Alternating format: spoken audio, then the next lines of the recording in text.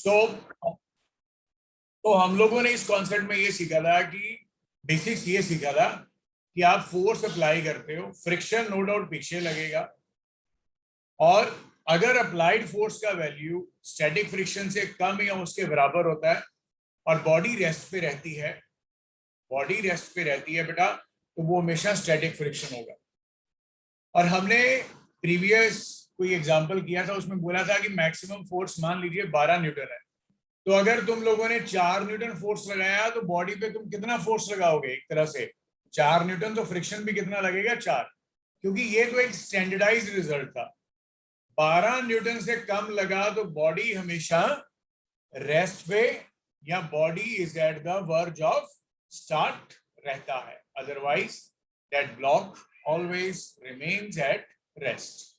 So that was the best topic जो हम लोगों ने किया था। अभी हम लोग सीधे क्वेश्चंस करने वाले हैं बच्चों, ठीक है? इसको बहुत ध्यान से समझना। देखिए, हमारे पास एक क्वेश्चन है,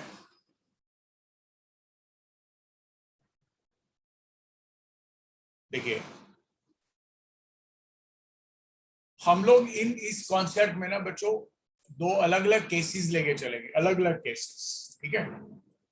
कि अगर दोनों ब्लॉक्स इकट्ठे मूव करते हैं या दोनों ब्लॉक्स में फ्रिक्शन की वैल्यू क्या रहने वाली है। जैसे देखिए हमारे पास ये क्वेश्चन है, ठीक है बेटा?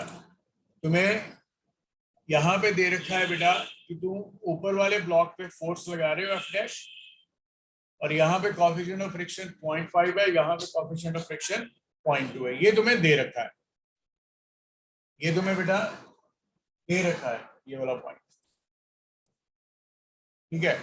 और तुम्हें बताना है एक्सेलरेशन, बताओ दोनों ब्लॉक्स की क्या रहेगी। Anybody who can guess? बेटे कोई बच्चा इसमें गैस करना चाहेगा?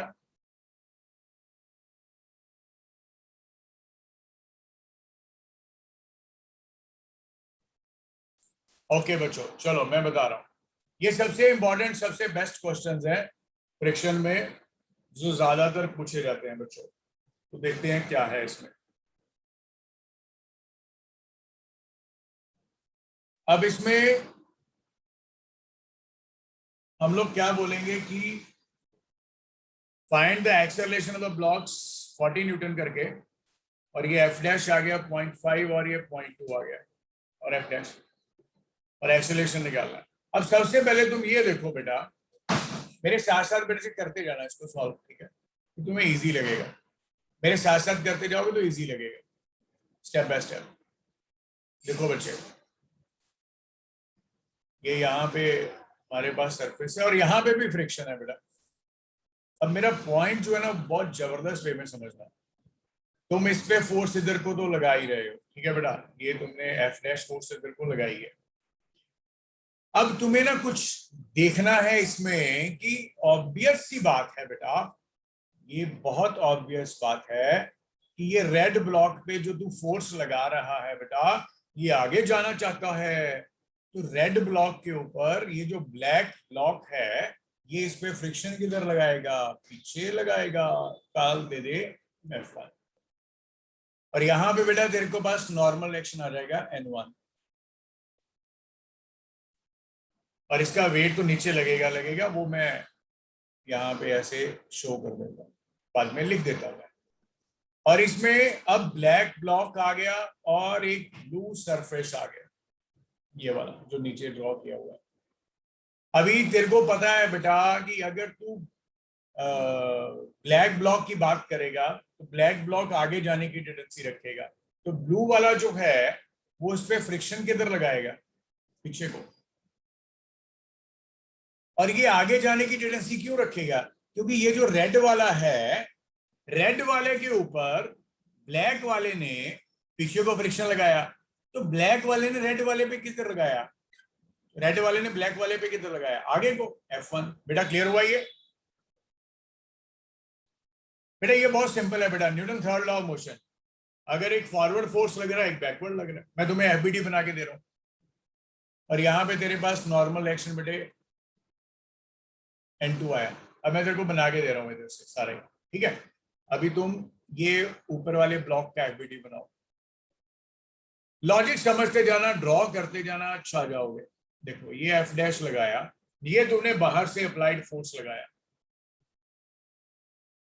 और अप्लाइड फोर्स के कारण ये ब्लॉक आगे जाना चाहता है, तो फ्रिक्शन किधर लगेगा?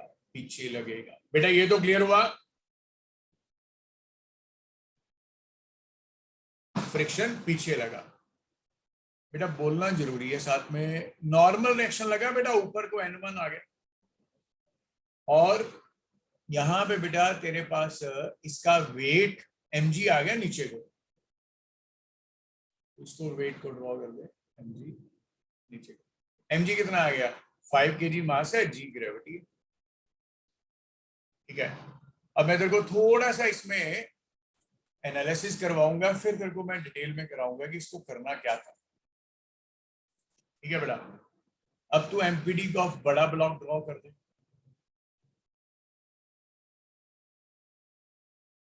अभी बड़े ब्लॉक पे किधर किधर को फ्रिक्शन लग रही है? जो नीचे वाला ब्लॉक है, एक किधर को लग रही है? F1। क्यों लगी F1?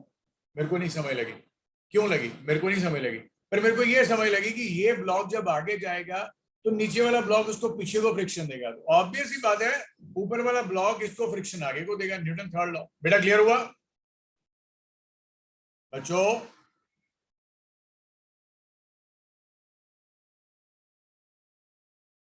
बच्चों क्लियर हुआ सभी को ये वाला पॉइंट?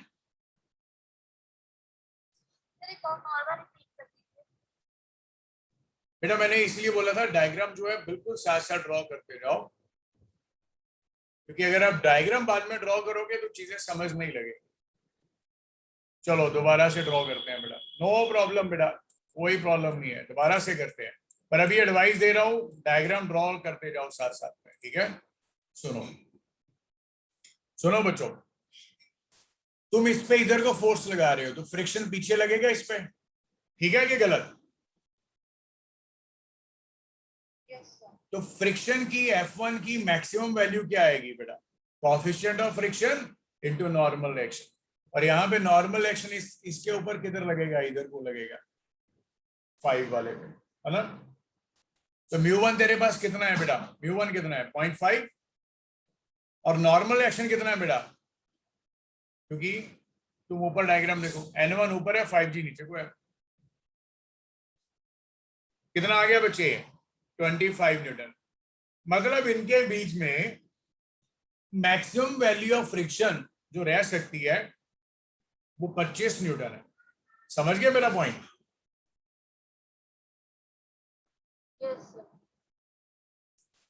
पहले तो हमने ये निकाल लिया बेटा। अच्छा अब तुम निकालो F2 की मैक्सिमम वैल्यू। बच्चे F2 की मैक्सिमम वैल्यू क्या आएगी? नो डाउट μ2 और साथ में N2।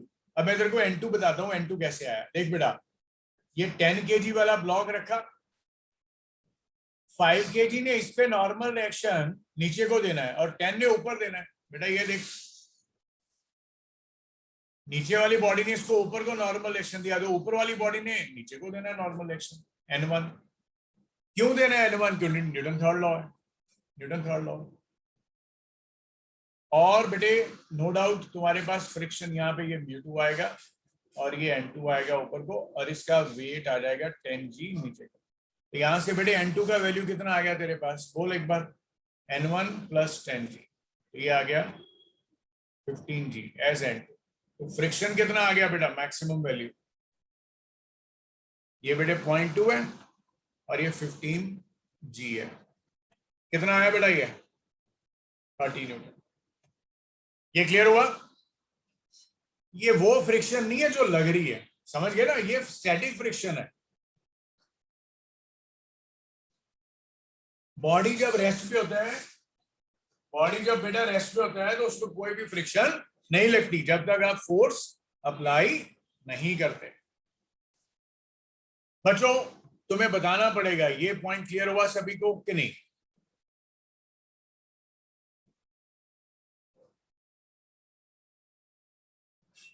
बच्चों बताइए जल्दी जल्दी। अभिनव, अनुश्री, एंजल, चेतन, विक्रम, मेघा, गरिमा, जसलीन, सौरेश, बच्चों। Yes sir.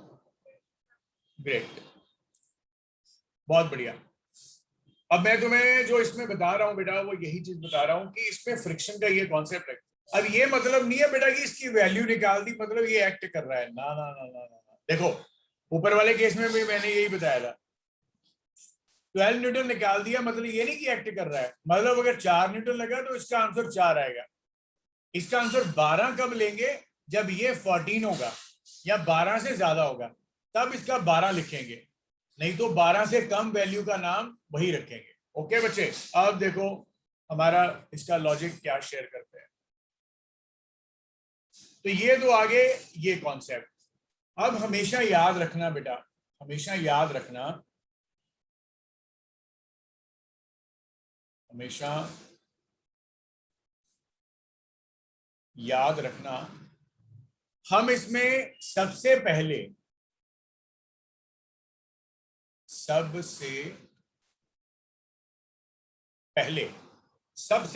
हम लोग क्या करते हैं, हम लोग सबसे पहले क्या करते हैं इसमें, सबसे पहले हम क्या करते हैं कि हम ये मानते हैं, हम ये मानते हैं, हम ये मानते हैं कि ब्लॉक्स इकट्ठे मूव करेंगे। हम सबसे पहले ये मानते हैं बेटा कि ब्लॉक्स इकट्ठे मूव करेंगे। तो क्या बोलोगे, तो इसमें क्या बोलोगे, कैसे करेंगे हम लोग कि ये दोनों ब्लॉक्स जो हैं ये इकट्ठे मूव करने वाले हैं। तो तुम इसमें सबसे इंपॉर्टेंटली क्या करोगे, सबसे पहले तुम इसका वैल्यू निकालोगे, ठीक है, और ब्लॉक्स को इकट्ठे मूव करवाना है तो तुम्हें एक्सेलरेशन की वैल्यू देखनी पड़ेगी कि क्या है। देखो करना कैसे है, देखो बच्चा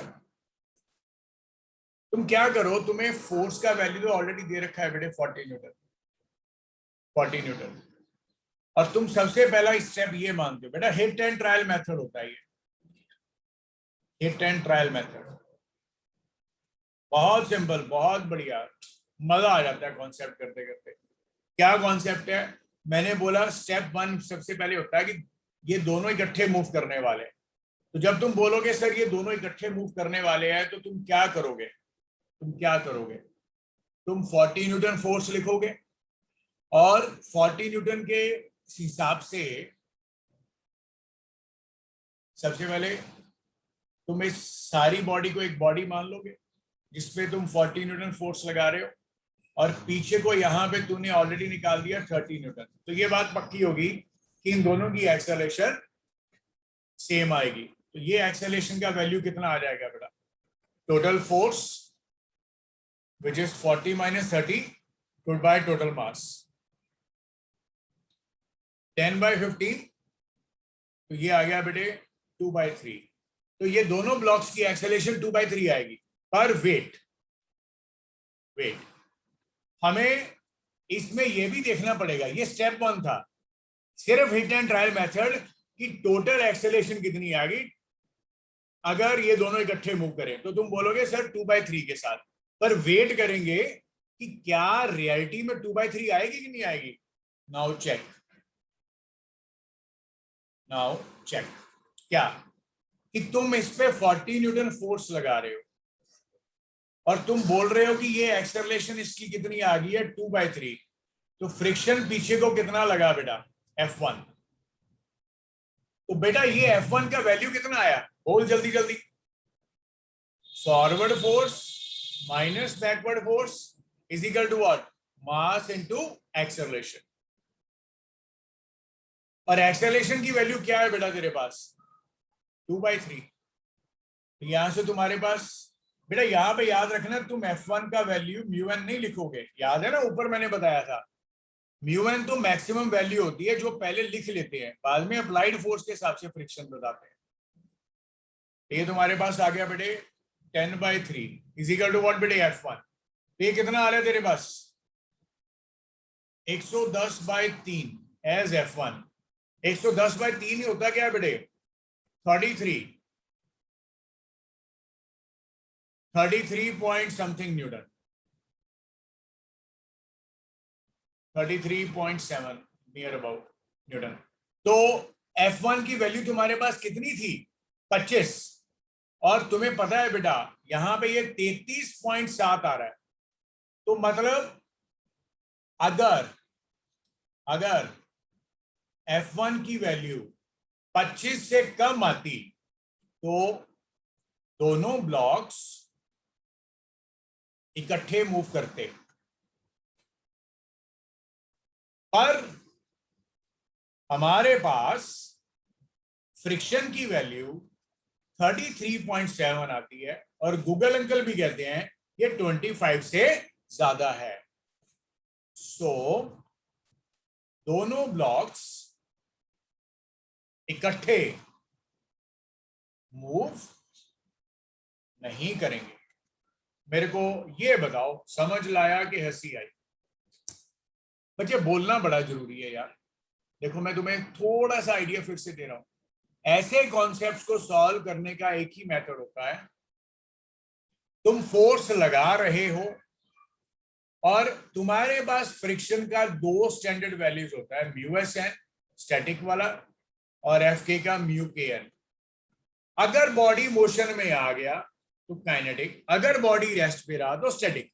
पर स्टैटिक की एक प्रॉपर्टी होती है कि ये सेल्फ एडजस्टिंग फोर्स है, जब तक उसकी वो मैक्सिमम वैल्यू से अप्लाइड फोर्स ज्यादा ना हो जाए तब तक उसकी फ्रिक्शन की वैल्यू वही होती है जो अप्लाइड फोर्स की है। आप ये बिल्कुल भी नहीं बोल सकते कि सर यहाँ पे स्टैटिक फ्रिक्शन 12 न्यूटन पीछे को लग रहा है, आगे को आपने 4 लगाया, तो बेटा फिर ब्लॉक को कोई भी पुश करेगा तो ब्लॉक में यहाँ पीछे चला जाएगा, क्योंकि स्टैटिक फ्रिक्शन 12 लग रहा है। हम लोग 12 न्यूटन तो एक लिमिट लगा रहे हैं, लिमिट से ज्यादा लगा देंगे तब बॉडी मोशन में आएगा। बच्चों I hope you have understood the concept.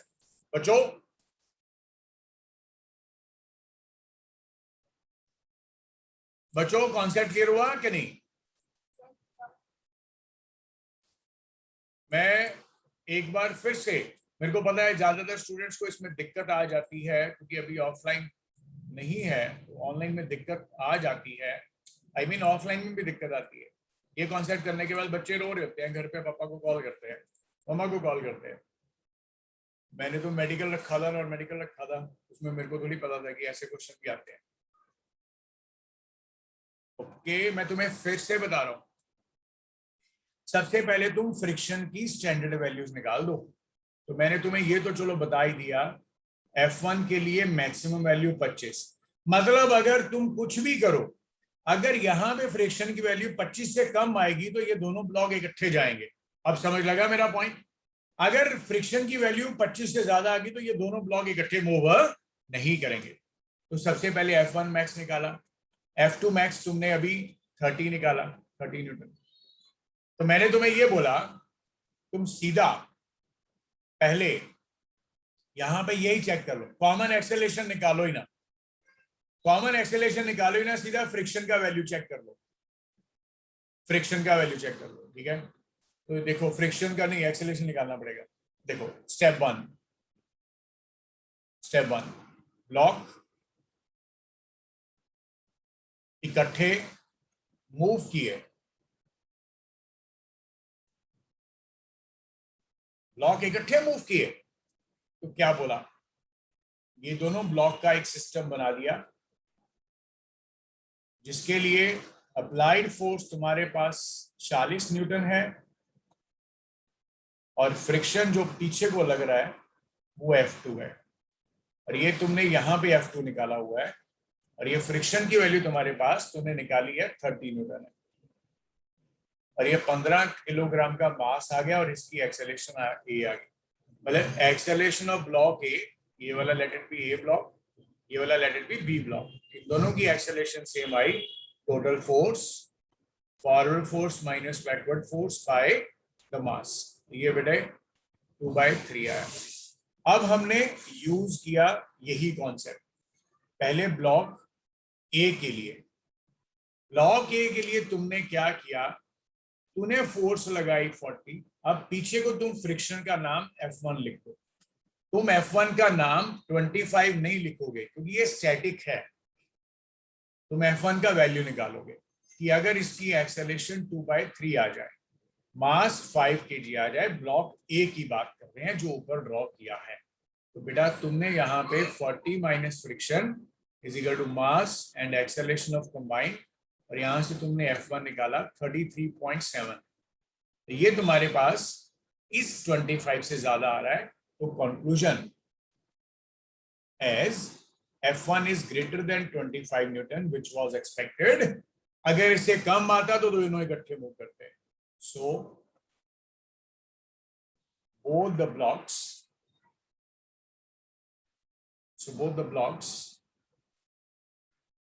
will have different acceleration.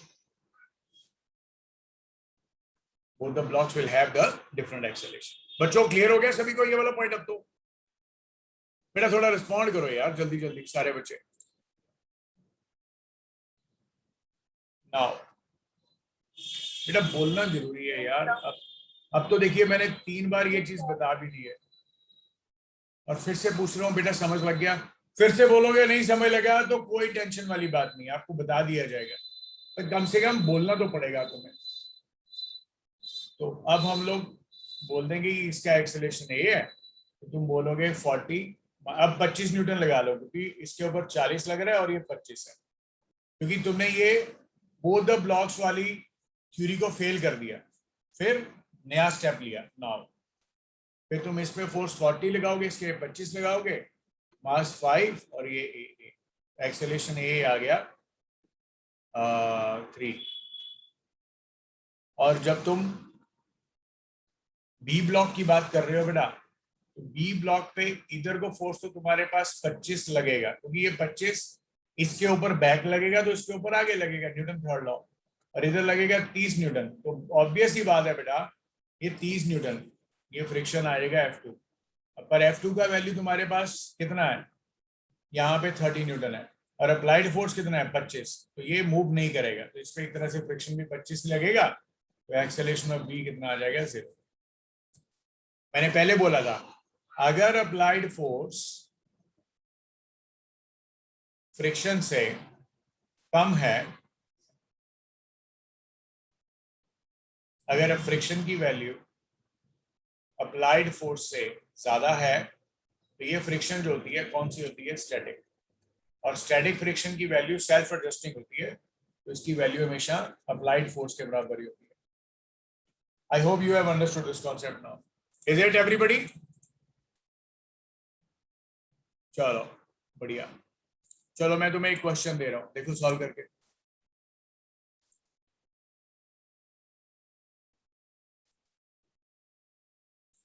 देखिए बच्चे एक क्वेश्चन करके दिखाओ,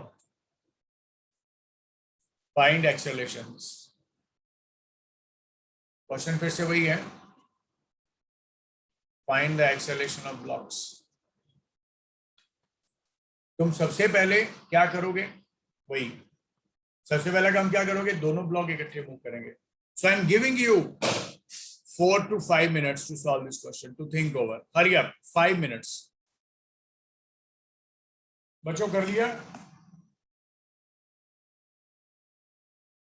देखो इसको भी बेटा सॉल्व करने के लिए तुम्हें वैसे ही सोचना पड़ेगा, फिर से वही चीज। क्या? सबसे पहले तुम फ्रिक्शन निकाल लोगे, यहाँ पे सबसे पहला स्टेप तुम फ्रिक्शन की मैक्सिमम वैल्यू निकाल लोगे, और यहाँ पे बेटा नॉर्मल एक्शन तुम्हारे पास n आ जाएगा, या n1 जो मर्जी लिख लो, ठीक है बेटा। यहाँ पे ये स्मूथ है तो यहाँ पे कोएफिशिएंट ऑफ फ्रिक्शन 0 है, फ्रिक्शन 0 हो जाएगी, ठीक है। और ये तुम्हारे पास आ जाएगा फिर से 0.5 × 5g 25 न्यूटन। अब तुम्हें क्या करना है, सबसे पहले ये स्टेप तो तूने कर लिया, फ्रिक्शन का मैक्सिमम वैल्यू। अब सबसे पहले क्या करना है कि तुम ये मानोगे कि ये ब्लॉक्स इकट्ठे जा रहे हैं, सबसे पहले मानोगे ब्लॉक्स इकट्ठे जा रहे हैं, ये पहला स्टेप है। तो ब्लॉक्स इकट्ठे जा रहे हैं तो तुम ये समझ पा रहे हो बहुत बढ़िया वे में, ये सारे का सारा एक सिस्टम बन जाएगा जिसके ऊपर 30 न्यूटन फोर्स लगेगा, और बेटे इस पे कोई भी फ्रिक्शन नहीं लगेगा क्योंकि ये फ्रिक्शन है, ये तो इंटरनल फ्रिक्शन है, ये सारे का सारा बेटा एक सिस्टम बन जाएगा। और यहाँ पे तुम्हारे पास फ्रिक्शन बेटे 0 हो जाएगा और टोटल मास आ जाएगा 15। तो तुम्हारा एक्सेलरेशन कितना आ गया सिस्टम का, 30/15 2 आ गया। अब तुम्हें ये क्रॉस चेक करना है कि क्या ये सही है कि नहीं है। तुम इसको क्रॉस चेक कैसे करोगे, तुम फिर से ब्लॉक ए बनाओगे, ए ब्लॉक के ऊपर 30 न्यूटन फोर्स लगाओगे और इधर पीछे को तुम 25 न्यूटन लगाओगे, अब सॉरी एफ लगाओगे। अब तुम इसको निकालना चाहोगे क्योंकि तुम मान के चल रहे हो कि इसकी एक्सेलरेशन 2 है, तो तुम क्या निकालोगे, यहां से तुम निकालोगे 30 minus friction as mass into acceleration, और एक्सेलरेशन तुमने ऑलरेडी कर ली है कैलकुलेट 2। तो यहां से बच्चों इंटरेस्टिंगली देख सकते हो फ्रिक्शन तुम्हारे पास कितना आ रहा है बेटा 20। तो तुम्हें बेटा पता ही है कि मैक्सिमम वैल्यू फ्रिक्शन की तुम्हारे पास क्या है 25, और तुम्हारे पास ये फ्रिक्शन की वैल्यू 20 आ रही है। इट मींस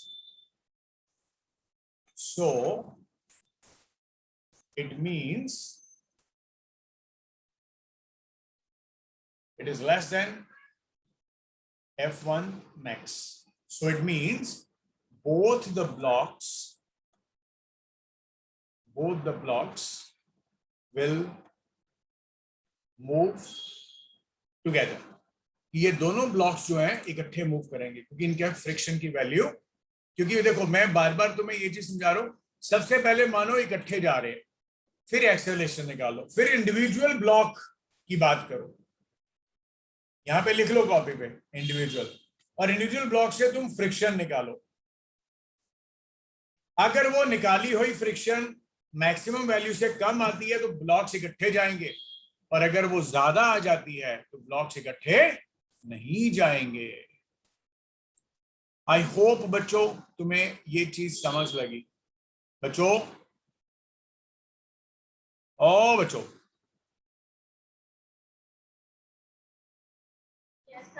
है ना, गुड। हाँ मतलब ये बड़ा सिंपल सा कॉन्सेप्ट है, मतलब मैं इस पे ज्यादा टाइम इसलिए दे रहा हूं बिकॉज यही एक ऐसा कॉन्सेप्ट है जो तुम्हें थोड़ा सा अच्छा बताता है कि हाँ यार ये देखो तुम्हें ऐसे करके दे रखा है 50 न्यूटन तुम फोर्स लगा रहे हो, और मेरी जो इसमें भी तुम यहाँ पे मैं तुम्हें ऑलरेडी इसका नाम दे ही देता हूँ, तुम लोग निकाल चुके अभी 2 क्वेश्चन सिमिलर। यहाँ पे ये मान लो F1 की मैक्सिमम वैल्यू जो है बेटा 25 है, यहाँ पे बेटे F2 की जो मैक्सिमम वैल्यू है वो 30 है। और तुम्हें फिर से बोला गया ये जो है तुम्हारे पास कितना फोर्स है, ये 60 न्यूटन लग रहा है बेटे, ये वाला ये 60 न्यूटन लग रहा है। फिर से तुम इसको सॉल्व करोगे, क्या करोगे, एक्सेलरेशन तो यहाँ चलो मैंने लिखी है, यहाँ पे लिखी गई है 4 है, कैसे आई acceleration, find the acceleration of 5 and acceleration of 10। तो सबसे पहले क्या स्टेप करोगे, एक्सेलरेशन निकाल लोगे, कॉमन एक्सेलरेशन दोनों की क्या आ जाएगी, टोटल फोर्स है 60,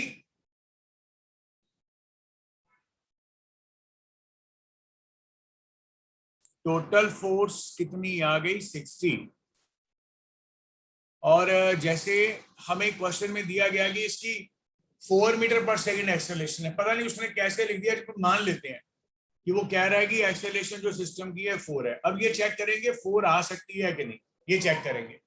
तो तुम जब भी तुम्हें यहाँ पे लिखने के बाद जब कुछ चेक करने का है तो इंडिविजुअल ब्लॉक की बात करो।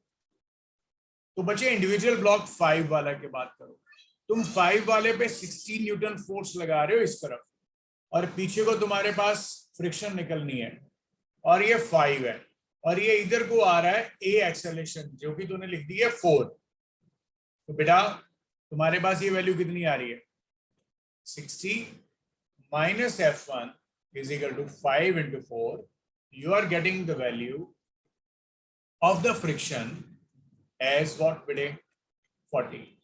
तो अब तुम देख सकते हो F1 का वैल्यू जो है वो ग्रेटर देन F1 मैक्स है, और ये 40 है और ये 25 है, तो ये 25 था ना मैक्सिमम वैल्यू, तो तुम ये बोल पाओगे कि अजम्पशन जो है, अजम्पशन कौन सी वाली, 4 मीटर पर second square for both the blocks, दोनों ब्लॉक्स के लिए रॉन्ग है, ऐसा नहीं होगा। फिर कैसे करेंगे, फिर वही पुराना काम, इधर फोर्स लगा दो 60, ये 5, फ्रिक्शन लगा इधर 25, इसका एक्सेलरेशन का नाम ए रखो, ये बेटा 60 माइनस 25 इज इक्वल टू 5 ए। यहां से तुम्हारे पास ये वैल्यू आ गई बेटा, ए का वैल्यू 7 आ गया। और जब तुम बी की बात करोगे, बी रेस्ट पे रहेगा, क्योंकि इस पे बी पे इधर 25 लगने वाला है और इस पे बेटा 30 ऑलरेडी है, ये 25 जो अप्लाइड फोर्स है 30 से कम है, इस वजह से एक्सेलरेशन ऑफ बी 0 रहेगा। तुम ये नहीं बोल सकते सर पीछे को 30 लगे, मैंने पहले बोला ये स्टैटिक है, स्टैटिक है, स्टैटिक फोर्स हमेशा अप्लाइड फोर्स के बराबर होता है। तो तुम बोलोगे सर अब बताओ ये एक्सेलरेशन 0 है, तो बताओ इस पे बैकवर्ड फोर्स कितनी लग रही है, तो 25 ही लग रही है, 25। बच्चों जमा ये वाला पॉइंट,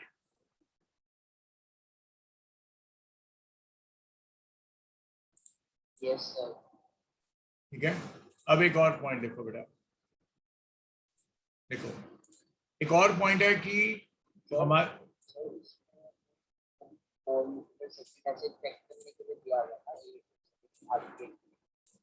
हाँ हमें मतलब हमें बेटा देखो पता क्या है इसमें कॉमनली जो एक ही चीज है बेटा, सबसे पहले तो लेट करेगा कि इकट्ठे गए, फिर दूसरा पॉइंट ये बोलेगा अगर इकट्ठे गए तो जो फ्रिक्शन इन बिटवीन आ रही है उसकी वैल्यू हमेशा मैक्सिमम वैल्यू से कम या उसके बराबर होनी चाहिए। अगर वो फ्रिक्शन की वैल्यू मैक्सिमम वैल्यू से ज्यादा आ गई तो फिर दोनों ब्लॉक्स जो है बेटा वो डिफरेंट एक्सेलरेशन के साथ जाएंगे, अदरवाइज सेम। क्लियर? मतलब बहुत सिंपल सादा पॉइंट। जैसे find the maximum force for which they move together, कि वो इकट्ठे मूव कर सकते हैं।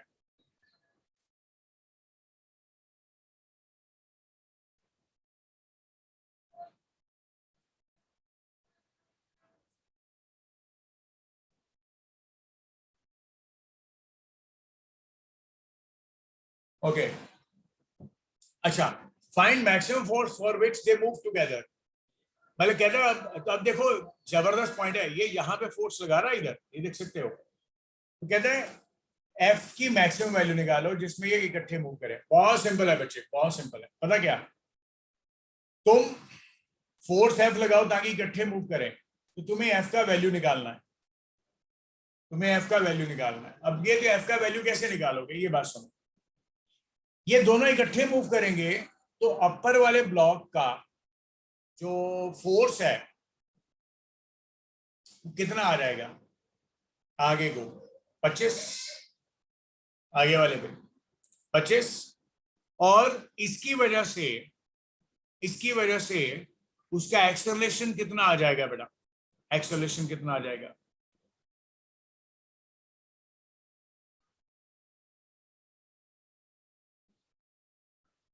कितना एक्सेलरेशन आ जाएगा बेटा,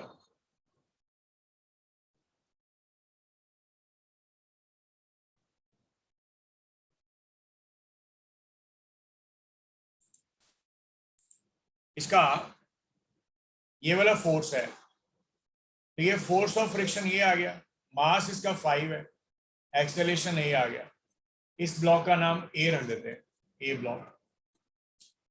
अब जब तुम बी ब्लॉक की बात करोगे, ये वाला बी है नीचे, जब तुम बी ब्लॉक की बात करोगे बेटा, तो बी ब्लॉक पे बेटा तुम लोग इधर को फोर्स लगा रहे हो एफ, जिसको निकालना है, इधर को तुम्हारे पास फ्रिक्शन लग रही है एफ, ये लग रहा है 30। एफ की मैक्सिमम वैल्यू तो 25 है, पर 25 से कम होनी चाहिए, 25 से ज्यादा नहीं। तो अभी हम देखते हैं कि वो वैल्यू क्या आ रही है। तुम बोलोगे sir F minus friction plus 30 Newton तो इधर पे लग रहा है ना, ये वाला, ये तो मोशन में आ गया, इजिकल टू इसका मास 10A, इसका मास आ गया 10A। और अब तुम क्या करोगे, इसका वैल्यू पुट कर दोगे 5A। तो अप्लाइड फोर्स का वैल्यू कितना आएगा बेटा तुम्हारे पास? बच्चे कितना आएगा अप्लाइड फोर्स का वैल्यू?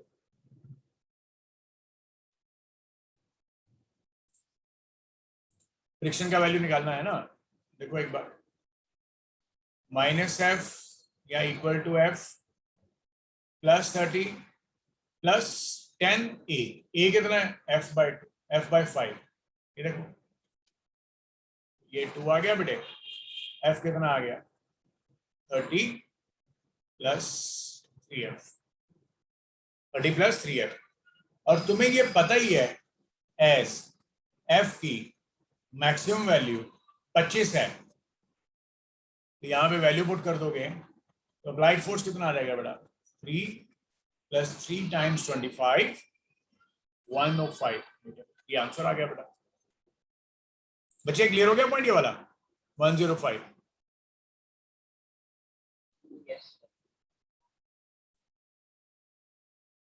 गुड।